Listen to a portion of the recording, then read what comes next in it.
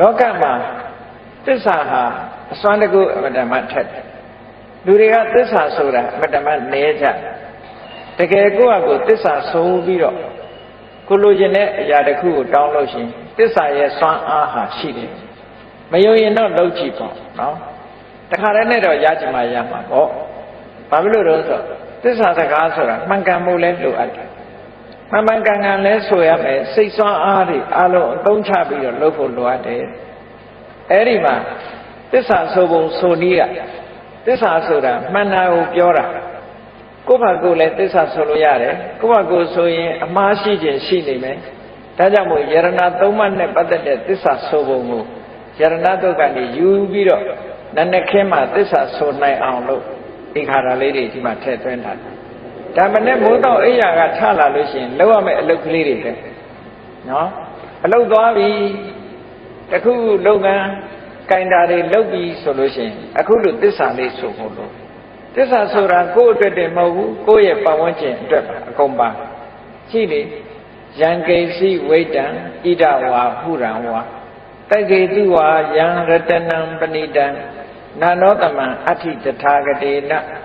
ရံပိဗုဒ္ဓေရတနံပဏိတံဣတေနသစ္စေနသောတိဟောတုဣဒံပိဓမ္မေရတနံပဏိတံဣတေနသစ္စေနသောတိဟောတု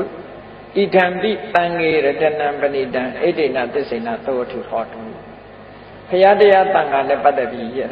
သစ္စာဆိုပုံလေးကိုကြည့်ဗမာလိုအဓိပ္ပာယ်ကလည်းရှင်းရှင်းပဲယံကိစီဝိတံဣဒဝါဟုရံဝါတက္ခေတုဝါယံရတနံပဏိတံဒီလိုဆိုလို့အဲ့တော့ယံကိစီဝိတံလောကမှာနှစ်သက်เสียကောင်းလာတဲ့ပစ္စည်းဥစ္စာတွေဒီလူပြေမှာရှိတဲ့ဟာရောတခြားလောကမှာရှိတဲ့အရာတွေရောနော်နတ်ပြည်တွေမှာရှိတဲ့အရာတွေရောလောကမှာယရနာတွေဟာကဘာမှာရှိတယ်ယံကိစီဆိုရှိသမျှယရနာတွေအားလုံးအနှစ်သာရယရနာတွေအားလုံးနာနောတမံအဋ္ဌိတထာဂတေနမြတ်စွာဘုရားဆိုတဲ့ယရနာနဲ့တူတဲ့ယရနာလောကမှာမရှိပါဘူးလူတွေပိုင်ဆိုင်ကြတဲ့စိတ်ပဲဖြစ်ဖြစ်ရွှေပဲဖြစ်ဖြစ်ငွေပဲဖြစ်ဖြစ်နော်ကြောက်တံပရမများတွေပဲဖြစ်ဖြစ်အဲ့ဒီယရနာတွေမြောင်များစွာရှိကဘာမှာရှိတဲ့ဒီယရနာတွေရဲ့တန်ဖိုးဟာမြတ်စွာဘုရားတည်းဟူသောယရနာကိုမမှီပါဘူးလို့ဒီလိုဆိုလိုတာအဲ့ဒါဟာမှန်ကန်သောစကားတစ်ခုဖြစ်တယ်နာနောတမံအဋ္ဌိတထာဂတေနဣဒံပိဗုဒ္ဓေရတနံလောကမှာရှိတဲ့ယရနာတွေထက်ပိုပြီးတော့ထူးမြတ်တဲ့ယရနာနှစ်သက်စရာကောင်းတဲ့သီလသမာဓိပညာဆိုတဲ့ဒီထူးခြားတဲ့တန်ဖိုးရှိလာတဲ့တရားတွေမြတ်စွာဘုရားတဏ္ဍာမှာရှိတယ်တရားမှာရှိတယ်သံဃာမှာရှိတယ်အဲ့ဒီမှန်သောစကားကိုဆိုရတော့ကြောင့်တတ္တဝါတွေချမ်းသာကြပါစေလို့ဟောဒါသစ္စာဆိုပြီးတော့မေတ္တာပွားတဲ့နည်းပဲအဲ့တော့နည်းနည်းမိုးတော့လေးရောက်တဲ့အခါကျတော့ကိုယ့်အတွက်တမကဘူးအများတတ္တဝါတွေအတွက်ပါသစ္စာဆိုပြီးတော့မေတ္တာပွားတာအလွန်ကောင်းတဲ့အလုပ်တစ်ခုပဲပေါ့နော်အဲ့တော့အလွန်ကောင်းတဲ့တစ်ခုကမှန်မှန်ကန်ကန်လုပ်သွားမယ်ဆိုလို့ရှိရင်ကောင်းကျိုးချမ်းသာတွေရလာမှာဒါနည်းနည်းပိုင်းမှာဒီလိုလုပ်ဖို့အတွက်ရှေးဆရာတော်ကြီးတွေကထို့ထို့ပါဠိတော်တွေကနေထုတ်နှုတ်ပြီးတော့ဒီလိုရေးသားခဲ့ကြတာဖြစ်တယ်ဟောဒါကြောင့်မလို့နေ့စဉ်နဲ့အပြကောင်းကျိုးချမ်းသာတွေကိုလိုချင်တယ်တဏိတာဖြတ်တန်းတဲ့အခါမှာနာနေပိုင်းမှာကောင်းကျိုးချမ်းသာတွေရချင်တယ်နေ့လယ်ပိုင်းမှာကောင်းကျိုးချမ်းသာတွေရချင်တယ်ညနေပိုင်းမှာကောင်းကျိုးချမ်းသာတွေရချင်တယ်ဆိုဒီဟာကိုလိုက်နိုင်ချဟောနောက်တစ်ခုစိတ်ရဲ့ဆန္ဒဆိုတာအမှန်တမ်းကြီးမားတယ်လူတွေကဟိုအမတ်တမဲ့နေလို့ဆန္ဒဆိုတာကြီးမားတယ်ဆိုတာလူတွေကမသိဘူးရှိလေတရားနာခြင်းနဲ့ဆန္ဒရှိတော့ဒီထိရောက်လာနော်နာခြင်းနဲ့ဆန္ဒမရှိဘူးဆိုရောက်ပါမလားရောက်ဘူးအဲ့ဒါဆန္ဒကပို့တယ်လို့ခေါ်တယ်နော်ဆန္ဒမရှိတဲ့လူကအိမ်မှာပဲနေမယ်လေဆန္ဒရှိတော့လူဟာဘလောက်ဝေးတရားပွဲဆိုရောက်လာ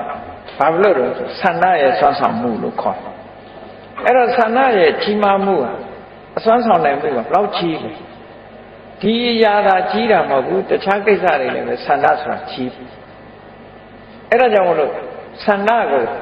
အဓိပတိပစ္စယောလို့မြတ်စွာဘုရားကဆန္ဒဓိပတိဆိုဓိပတိထဲမှာဟောထားတာရှိတယ်နောက်ပြီးတော့သန္တိဋ္ဌိပဆန္ဒဟာ စွမ်းဆောင်နိုင်တဲ့တကူရဲ့တကူပြီးစီးအောင်မြင်မှုရဲ့အကြောင်းတရားလို့ဒီလိုဖော်ထားတာရှိတယ်အဲ့ဒါကြောင့်မို့လို့စိတ်ဆန္ဒဆိုတာအလွန်ကြီးမားတယ်ဒီတစ်ခုတည်းကြီးမားတာမဟုတ်ဘူးစိတ်ဆန္ဒရှိပြီဆိုလို့ရှိရင်ကိုယ်လုံးချင်တာတွေကဖြစ်လာတတ်တယ်ပေါ့ဒါကြောင့်မို့လို့ဆန္ဒပြုတဲ့အနေနဲ့မလုပ်ရမယ်လို့ဆိုခါထာလေးသမုတ်ကိုတစ်ခါပြထားတယ်ဘဝတုသဗ္ဗမင်္ဂလံရက္ခန္တုသဗ္ဗဒေဝတာသဗ္ဗဗုဒ္ဓံလူပဝေနသရတုခိဘဝန္တုတေကြည့်ဆန္ဒပြုတာကိုနည်းနည်းမိုးတော့အလင်းရောက်လို့အိယာကထားလိုက်ရင်ဆန္ဒပြုလိုက်ဘယ်လိုဆန္ဒပြုဘဝတုသဗ္ဗမင်္ဂလံမင်္ဂလာအပေါင်းနဲ့ခန့်မြောင်းပြည့်စုံပါစေကောင်းမြတ်တဲ့မင်္ဂလာတွေကျွန်တော်တဏ္ဍာမှာဖြစ်ပါစေအများတ attva တွေမှာလည်းပဲဖြစ်ပါစေဘလောက်ကောင်းတဲ့ဆန္ဒလဲနော်သူများကိုနှိပ်စက်ဖို့ပါလားဒီထဲမှာအလွန်မမြတ်တဲ့စိတ်ဓာတ်လို့ခေါ်တယ်နော်မင်္ဂလာနဲ့ပြည့်စုံပါစေရက္ခန္တုသဗ္ဗဒေဝတာနတ်တွေကအလုံးကိုစောင့်ရှောက်ပါစေဒါလည်းကောင်းတဲ့ဆန္ဒပဲသူစောင့်တာမစောင့်တာကိုယ်နဲ့မဆိုင်ဘူးကိုကစောင့်ပါစေလို့ဒီလိုပြောတာဟုတ်ကဲ့လားဒါကိုပြောမယ်ဆိုရင်နတ်အာကိုတာလားလို့ဆိုမဟုတ်ဘူးနတ်အာကိုလို့ပြောတာမဟုတ်ဘူးနတ်တွေကလည်းလောကကိုစောင့်ရှောက်တာတွေရှိတယ်ပေါ့အဲ့ဒါလို့စောင့်ရှောက်တာတွေရှိလို့နတ်တွေကအမှတ်တမဲ့မနေပဲနဲ့စောင့်ရှောက်ကြပါစေနတ်ကသာစောင့်ရှောက်တာလားဆိုတော့လူချင်းရောမစောင့်ရှောက်ဘူးလားစောင့်ရှောက်တယ်လေအိမ်သားမှာလူတွေမှားသွားတာအိမ်ကိုကြည့်လိုက်စမ်းပါလို့ကြည့်မပေးဘူးလား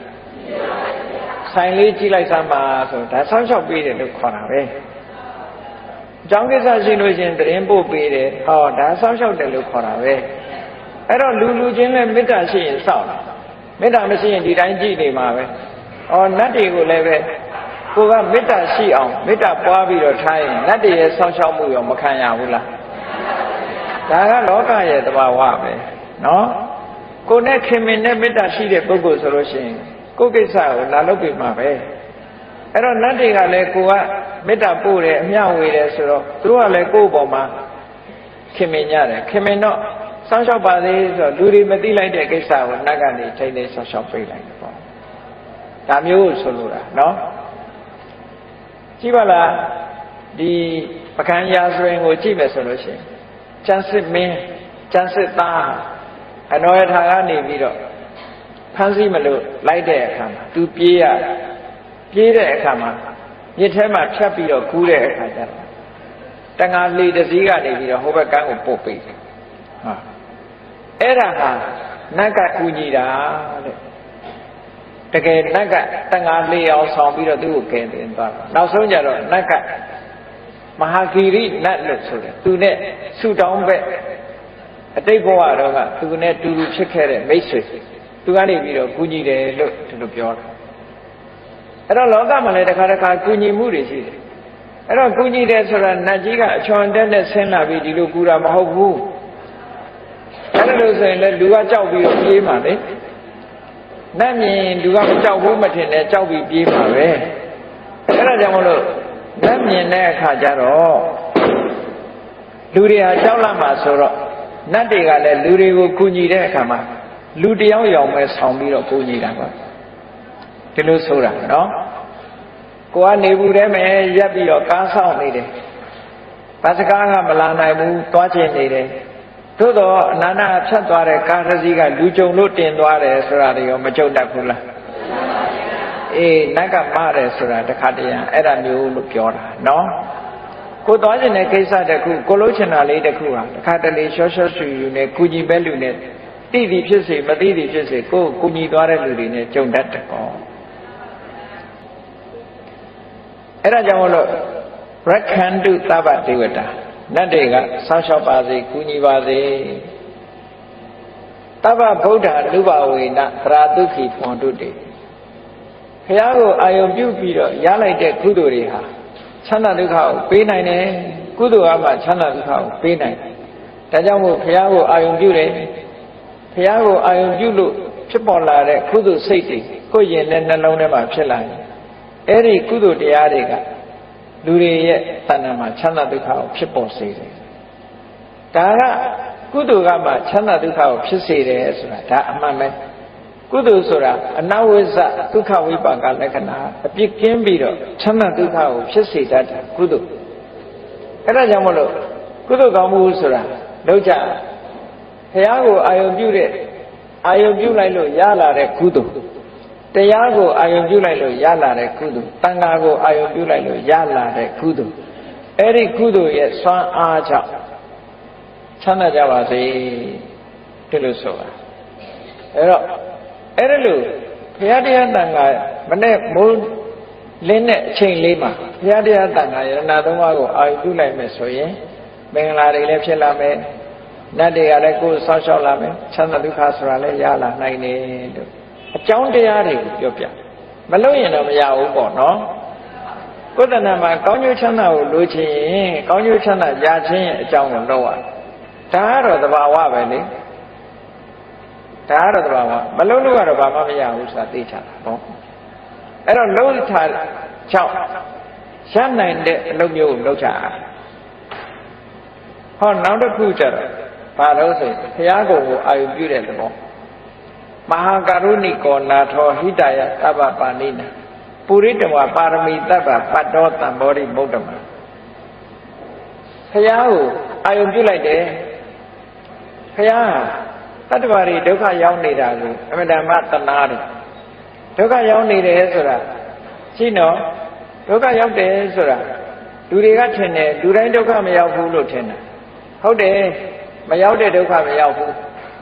သို့တော့လူတိုင်းရောက်နေတဲ့ဒုက္ခကိုသိရလားလူတိုင်းဒုက္ခဘာရောက်နေတယ်ဆိုရင်တနေ့ပြီးတနေ့အိုးလာတဲ့ဆရာဒုက္ခနာတဲ့ဗျာတိဒုက္ခသိတဲ့မရဏဒုက္ခလူတိုင်းမရောက်ဘူးလားအဲ့ဒါကတဘဝလားဘဝပေါင်းမြောက်များစွာလားအဲ့ဒီဒုက္ခကဘာလူမျိုးဖြစ်ဖြစ်ဘာဘာသာဝင်ဖြစ်ဖြစ်နော်လူရလာတာနဲ့တပြိုင်နက်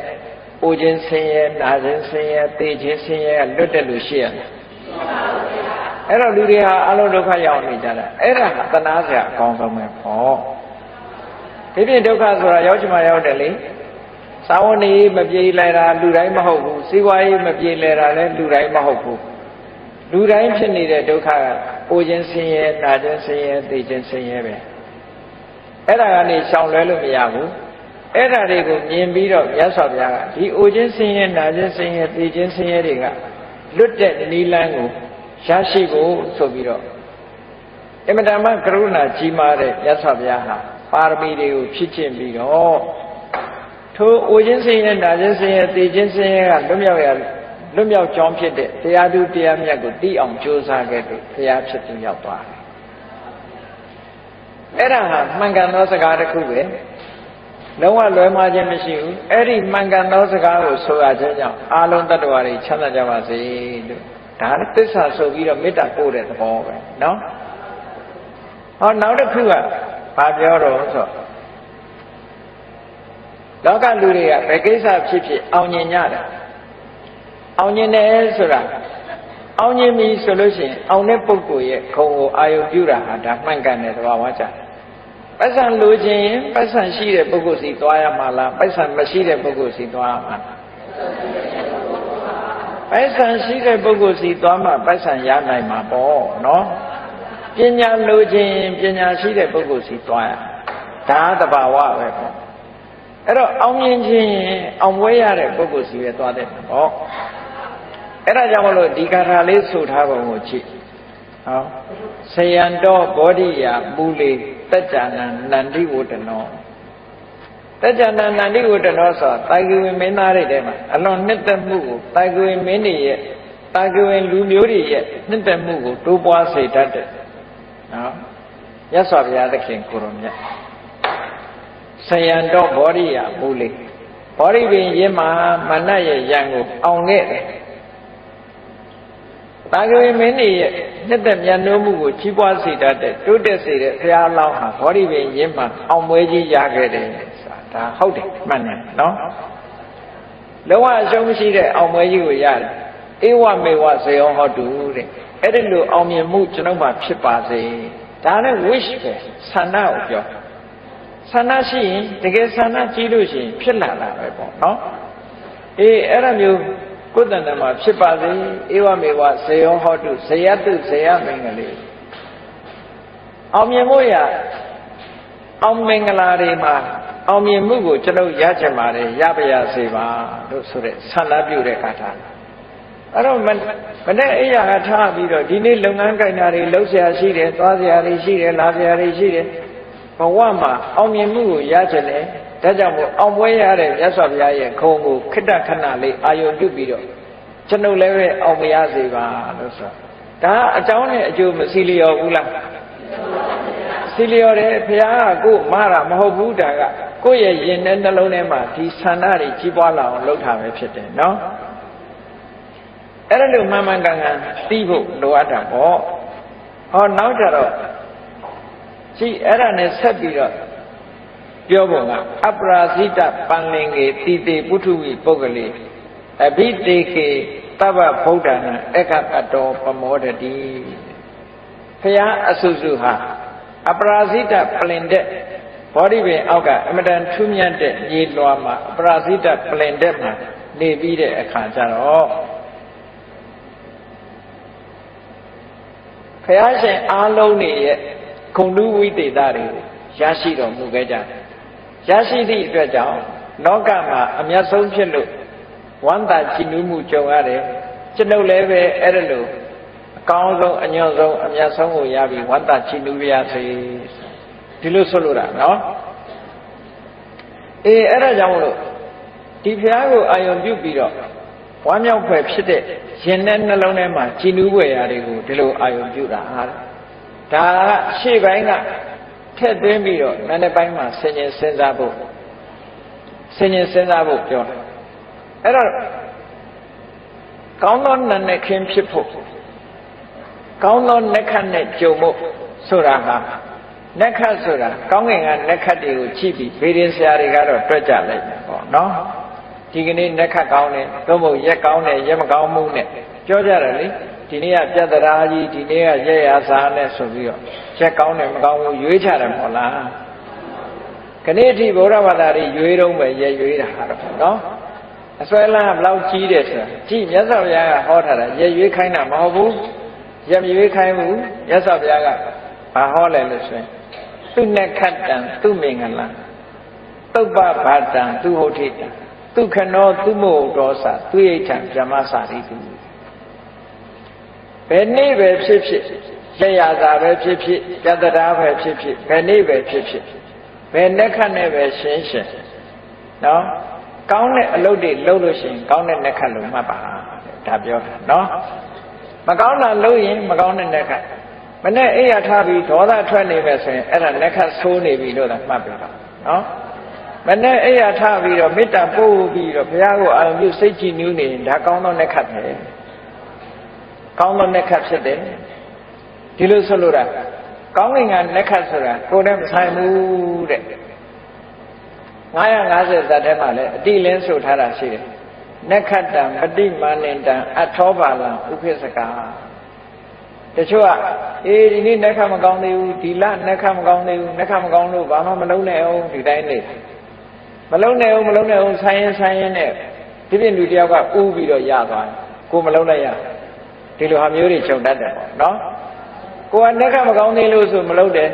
ကျန်တဲ့လူကနေပြီးတော့လှုပ်သွားဟောကိုမရလိုက်ဘူးအဲ့တော့ဘုရားလောင်းတွေကဗာပြောတယ်နက္ခတံပฏิမာနန္တံအထောပါလံဥပိစ္ဆကာနက္ခ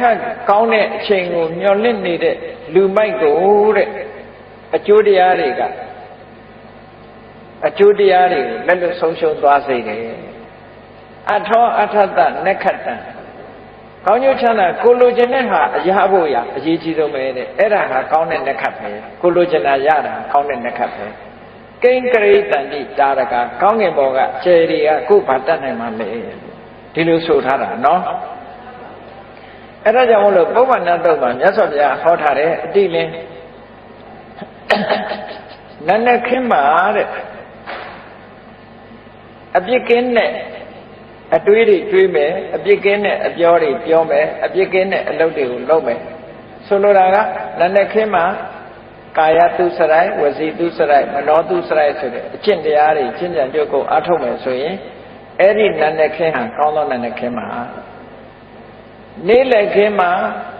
ကောင်းတာပြောတယ်ကောင်းတာတွေးတယ်ကောင်းတာပြောတယ်ကောင်းတာလုပ်တယ်ဆိုလို့ရှိရင်လေကောင်းတဲ့နေ့လက်ခင်းဖြစ်ပါတယ်ညနေခင်းမှာလည်းပဲအပြစ်ကင်းတဲ့အတွေးတွေတွေးတယ်အပြစ်ကင်းတဲ့စကားတွေပြောတယ်အပြစ်ကင်းတဲ့အလုပ်တွေလုပ်လို့ရှိရင်ကောင်းသောညနေခင်းဖြစ်ပါတယ်ဒီလိုဆိုလိုတာနော်အဲ့ဒါကြောင့်မလို့ကောင်းတာလုပ်တဲ့ပုဂ္ဂိုလ်ဖို့ဟာဘယ်တော့ဖြစ်ဖြစ်လက်ခတ်ကအကောင်းမယ်တဲ့အဆိုးမရှိဘူးသို့တော့လူတွေကအကောင်းအဆိုးဆိုတာလက်ခတ်ကိုပဲသွားရှာတယ်ကိုယ့်ရင်ထဲကဟာကိုတော့မေ့နေတယ်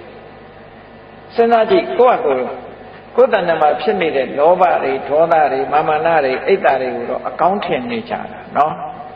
အဆိုးကအဲ့ဒါအပင်ငရဲချတာသူတို့ကချတာနော်ဘယ်သူကမှကိုယ်လာဆွဲမခေါ်ဘူးဆွဲခေါ်သွားတာကကိုယ်ရင်ထဲဖြစ်တဲ့လောဘဒေါသတွေဆွဲခေါ်သွားတာလေကဲကြည့်လောကမှာလူဆိုးဖြစ်တဲ့ဒီဇာတုမှုကိုကျူးလွန်တယ်ဆိုတဲ့လူတွေဟာဘယ်သူကသူ့ကိုကျူးလွန်ခိုင်းတာတော့သူ့စိတ်ကပဲကျူးလွန်တာမဟုတ်လားသူ့တဏ္ဍာမှာဖြစ်တဲ့အကုသိုလ်တရားတွေကဒီအလုပ်တွေကိုလှုပ်စိတ်ခံရတော့ဘယ်သူခံရတော့သူပဲခံရတာပဲလေအဲ့ဒါကြောင့်မို့လို့ကိုယ်ရင်ထဲမှာဖြစ်တဲ့အရာတွေဟာကိုယ်စိတ်ထဲမှာဖြစ်တဲ့မကောင်းတဲ့သဘောထားတွေအမှန်တမ်းကြောက်စရာကောင်းတယ်အပင်ငရဲဆိုတာပြင်မဲ့ကလာမချဘူးကိုယ်ကချနော်ကိုယ်ရင်ထဲမှာဖြစ်တဲ့လောဘဒေါသမောဟဆိုတဲ့ဒီတရားတွေကအပင်ကိုချတာဘယ်လိုလုပ်အပယ်ချတော့ဆိုကိုယ်စိတ်ထဲမှာဖြစ်ရင်ကိုယ်ပဲခံမှာလေဒီနေရာမှာကြည့်နဲ့ကိုယ်ရုပ်ခန္ဓာကိုယ်ကြီးမှာဖြစ်တဲ့ယောဂဝေဒနာကိုဘယ်သူခံရတာတော့ဟုတ်တယ်လေဆေးရုံသွားစမ်းလိုက်လို့ HIV positive ဆိုရင်ဘယ်သူခံရမှာတော့စီပိုးဘီပိုး positive ဆိုလဲကိုယ်ပဲခံရမှာပဲဟုတ်တယ်မလားကိုယ်ထဲမှာဖြစ်တယ်အဲ့ဒါကြတော့လူတွေကကြောက်တယ်လေအဲ့ဒါလူတွေကြောက်တယ်ဒီတဲ့ကြောက်စရာကောင်းတာဘာလို့ဆိုရင်ကိုယ့်ရဲ့စိတ်အစဉ်ထဲမှာ mental process တွေမှာဖြစ်နေတဲ့ positive တွေကပိုကြောက်စရာကောင်းတယ်စိတ်ထဲမှာဖြစ်နေတဲ့လောဘစိတ်ထဲမှာဖြစ်တဲ့ဒေါသစိတ်ထဲမှာဖြစ်တဲ့မောဟအိတ်တာတွေမာမနာတွေဒါတွေကပိုကြောက်စရာကောင်းတယ်ဒါတွေကသွားဆန်းလိုက်တဲ့ positive ဖြစ်နေဟုတ်ကဲ့အပင်ငရဲချတာသူတို့ကချတာHIV ကလည်းပဲအပင်ငရဲမချဘူးစီပိုးဘီဘွားလည်းအပင်ငရဲမချဘူးရုပ်ခန္ဓာမှာဖြစ်တဲ့ယောဂဝေဒနာဆိုတာဒီဘဝတစ်ခါပဲသိမှာဘယ်သူမှနှစ်ခါသိတဲ့လူမရှိဘူးယောဂမရှိတဲ့လူရောမသိဘူးလားသိတာပေါ့သူကတော့အရင်သိချင်းသိသွားတာတစ်ခါတည်းယောဂရှိတဲ့လူကတမြင်းမြင်းနဲ့မသိတဲ့လူကရှိသေးတယ်နော်ယောဂရှိလဲတူတူပဲမရှိလဲတူတူပဲသိမှဟာတူတူပဲသိတာဖြစ်ပဲတဘဝမှာတစ်ခါပဲသိချတာနော်အဲ့တော့တကယ်ကြောက်စရာကောင်းတာကရုပ်ခန္ဓာမှာဆွဲကပ်တဲ့ယောဂမဟုတ်ဘူးစိတ်မှာဆွဲတဲ့ယောဂကြောက်စရာကောင်းတာအဲ့တော့ကိုယ်တဏ္ဍာမှာလောဘတွေဒေါသတွေမောဟတွေဒါတွေကိုနည်းအောင်ဖြူဆိုင်တာဆိုလို့တယ်နော်အဲ့ဒါလို့ဆိုလို့တာအဲ့ဒါလို့လောဘဒေါသမောဟတွေနည်းအောင်ကြိုးစားတဲ့အချိန်ဟာသူ့နဲ့ခတ်တန်ကောင်းသောနဲ့ခတ်ပဲတဲ့ကိုယ်သူ့မင်္ဂလာရှိဆုံးအချိန်ပဲတဲ့အဲ့ဒီအချိန်နော်စိတ်ဆိုးနေတဲ့အချိန်ဟာမင်္ဂလာမရှိဆုံးအချိန်ပဲလို့ဒီလိုမှတ်တာစိတ်မဆိုးဘူးမေတ္တာဘာဝနာပွားနေတယ်တယောက်နဲ့တယောက်သိမြင်များရှိနေတယ်မိတ်ဆွေပဲပြတ်ဘူးဆိုရင်ကောင်းမင်္ဂလာရှိတဲ့အချိန်တစ်ခုပဲလို့ဒီလိုမှတ်ဥပ္ပခါတံဘုရားတရားသံဃာကိုအာယုပြုပြီးတော့နိုးလာလို့ရှိရင်ကောင်းသောမိုးတောက်ခြင်းနဲ့ကောင်းသောနနက်ခင်းဖြစ်လာတယ်သူဝုဋ္ဌိတအိယာကနိုးထလာတဲ့အခါနော်နှုတ်ခမ်းကြီးစူပြီးတော့နိုးထတာမဟုတ်ဘူးအများတ attva တွေချမ်းသာကြပါစေဆိုတဲ့အတွေးလေးနဲ့နိုးထလာရင်ဒါအကောင်းဆုံးအိယာကထခြင်းပဲဖြစ်တယ်ပေါ့အဲ့ဒါလို့နေ့စဉ်နဲ့မြကိုယ့်ဘဝမှာအကောင်းဆုံးမိုးတောက်ချိန်ဖြစ်ဖို့နဲ့အကောင်းဆုံးအိယာကထခြင်းဖြစ်အောင်မကြိုးစားသင့်ဘူးလားကြိုးစားရမှာဒါတွေကိုဖြစ်အောင်ကြိုးစားနော်အဲ့ဒါလို့ကြိုးစားဖို့ဆိုလိုတာဒါတွေကဘာတဲ့အရေးကြီးတော့ဆိုရိတ်တာသွားပြီးတရားဝင်ဖို့တဲ့အရေးကြီးတယ်နေ့စဉ်လုပ်နေတဲ့အလုပ်တွေကဟုတ်ကဲ့လားကိုယ်အိမ်မှာနေထိုင်ရင်းနဲ့ကောင်းသောမိုးတောက်ဖြစ်ဖို့ကောင်းသောနှက်ခတ်နဲ့ကြုံတဲ့အချိန်ပိုင်းဖြစ်ဖို့ကောင်းတဲ့မင်္ဂလာရှိတဲ့အချိန်ဖြစ်ဖို့ရာဘုဒ္ဓနာမှာကောင်းတဲ့စိတ်ဓာတ်တွေဖြစ်နေအောင်ကြိုးစားရမယ်မေတ္တာပွားနေမယ် အစင်မပြေတဲ့သူတွေကရုဏာထားမယ်အစင်ပြေတဲ့သူတွေပေါ်မှာမုဒိတာပွားမယ်ဆိုရင်ဒါအမှန်မှကောင်းမြတ်တဲ့စိတ်တွေလို့ဒီလိုပြောတာနော်အဲ့ဒါလို့နေလို့ရှိရင်ဒုက္ခနောသူမှုဟုတ်တော်စာမေတ္တာပို့တဲ့အချိန်လေးကုသိုလ်ရတဲ့အချိန်လေးဟာအကောင်းဆုံးအချိန်လေးပဲအကောင်းဆုံးအချိန်ပိုင်းလေးအဲ့ဒါလို့အကောင်းဆုံးအချိန်ပိုင်းကလေးတွေကိုယ်တဏ္ဍမှာအများကြီးဖြစ်လာအောင်လုပ်ဖို့လိုအပ်တယ်ဒီလိုဆိုလိုတာသူရိဋ္ဌံဗြဟ္မစာရိတုအချင်းစာရိတ္တကောင်းတဲ့ပုဂ္ဂိုလ်တွေကိုပေါ်မှာဒါနကောင်းမှုလုပ်တဲ့အချိန်လေးဟာကိုယ့်အတွက်အကောင်းဆုံးအချိန်လေးပဲဟောဒါကမြတ်စွာဘုရားဟောတဲ့ခါထာကောင်းသောနနခင်ဆိုတဲ့အဓိပ္ပာယ်ရအောင်မြတ်စွာဘုရားဟောတာအဲ့တော့အတူချုပ်ပြောလိုက်မယ်ဆိုလို့ရှိရင်လူတွေမှာလှုပ်ရှားမှုနဲ့လှုပ်ရှားမှုလှုပ်ဆောင်မှုကဘယ်နှခုရှိတော့ဆိုရင်စိတ်နဲ့တွေးတာလည်းပဲစိတ်နဲ့လှုပ်တယ်လို့ခေါ်တယ်မနောကံလို့ခေါ်တယ်ကိုနှုတ်ကနေပြောတာကြတော့ဝစီကံလို့ခေါ်တယ်ကိုယ်ဒီလက်ရောက်လှုပ်တာကြတော့ကာယကံလို့ခေါ်တယ်စိတ်ထဲကနေပြီးတော့ဒီတောင်းတတာကိုကြတော့ပဏိတိလို့ခေါ်တယ်အဲ့ဒါတွေဟာကုသိုလ်နဲ့ရှင်ပြီးတော့လုပ်မယ်ဆိုပါတော့ကာယကံအနေနဲ့ကောင်းတဲ့ကာယကံနဲ့ဘယ်လိုလုပ်တုံးဆိုအရာထဲမှာကိုလမ်းလျှောက်သွားတာပဲဖြစ်စေလမ်းလျှောက်သွားရင်ကနေပြီးတော့ဘယ်သူမှခလုံးမထီစူးမကြီးကြပါစေနဲ့ခဲလေးတွေဖယ်သွားတယ်ဆူးလေးတွေဖယ်သွားတယ်လုပ်တာလုပ်ပုံပြောတာအသေးစိတ်ကစပြီးတော့နော်ကာယကမေတ္တာတွေထားတယ်နှုတ်ကလည်းဝစီကမေတ္တာတွေထားတယ်စိတ်ကလည်းပဲမနောကမေတ္တာတွေပွားတယ်ကုသိုလ်တွေနဲ့ကာယကဝစီကမနောကကုသိုလ်တွေဖြစ်နေလို့ရှင်အဲ့ဒီကုသိုလ်တွေဟာကိုယ့်အတွက်ကြီးပွားကြောင်းအမှုတွေကြီးပဲဒါကြောင့်မို့လို့ပဋက္ခိဏံကာယကမ္မကုသိုလ်နဲ့လုပ်တဲ့ကာယကံတွေမှန်သမျှဟာပဋက္ခိဏတိုးတက်ဖို့ကိုကြီးပွားဖို့တိုးတက်ဖို့ပဲဖြစ်တယ်ကောင်းကြီးပွားတယ်တိုးတက်တယ်ဆိုတာဒီနှိမ့်ကြတဲ့အနေအထားတစ်ခုကနေပြီးတော့အစစ်မြင့်လာတဲ့သဘောကိုပြောတာနော်အစစ်မြင့်လာတဲ့သဘောကိုပြောပဋက္ခိဏံကာယကမ္မဝါစာကမ္မပဋက္ခိဏံကိုပြောတဲ့စကားကလည်းအပြစ်ကင်းတဲ့စကားဆိုလို့ရှိရင်ပဋက္ခိဏကြီးပွားတိုးတက်ဖို့ဖြစ်လာတယ်ပဋက္ခိဏမနောကမ္မစိတ်ထဲကကြံစီတဲ့အမှုတွေကလည်းပဲကြီးပွားတိုးတက်ဖို့အတွက်ဖြစ်လာတယ်ပဏိတိတိပဋက္ခိဏကိုယ့်ရဲ့စိတ်ဆန္ဒတွေစိတ်ထဲကတောင်းတမှုရည်တန်မှုတွေဟာလည်းပဲကြီးပွားတိုးတက်တဲ့ရည်ရွယ်ချက်တွေဒီလိုဖြစ်လာတယ်အဲ့ဒါလို့ကာယကံဝစီကံမနောကံနဲ့အတွေးအချံတွေဟာကောင်းလာပြီဆိုလို့ရှိရင်ဘာဖြစ်လဲဆိုလပ္ပံတတ္ထိပဋက္ခိဏိကောင်းမြတ်တဲ့အကျိုးကျေးဇူးတွေကိုသူရလာမယ်တဲ့ဒီလိုဆိုလိုတာနော်ပဋက္ခိဏာနိကတ္တဝါလလပ္ပံတတ္ထိပဋက္ခိဏိလှုပ်တဲ့အလုပ်ကကုသိုလ်တွေလှုပ်တာ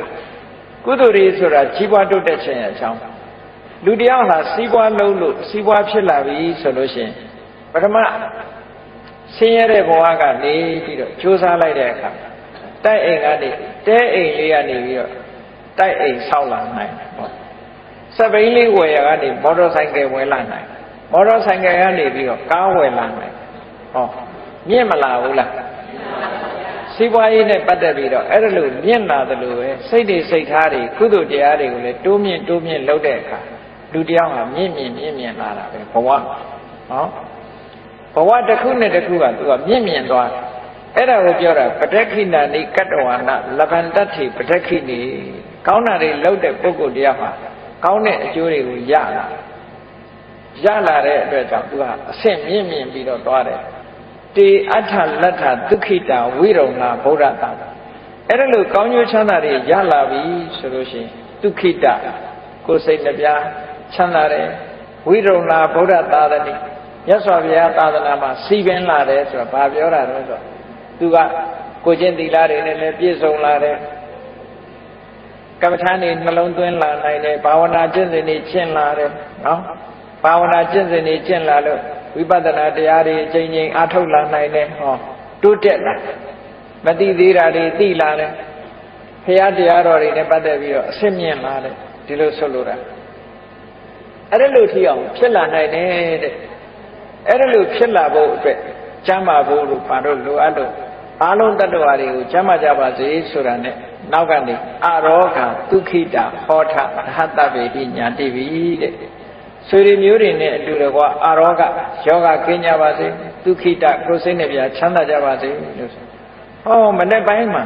ဒါမေတ္တာပွားတာပဲပေါ့နော်အဲ့ဒါလို့မေတ္တာနှလုံးသားနဲ့ကိုယ်ဟာနေတိုင်းပြီဆိုလို့ရှိရင်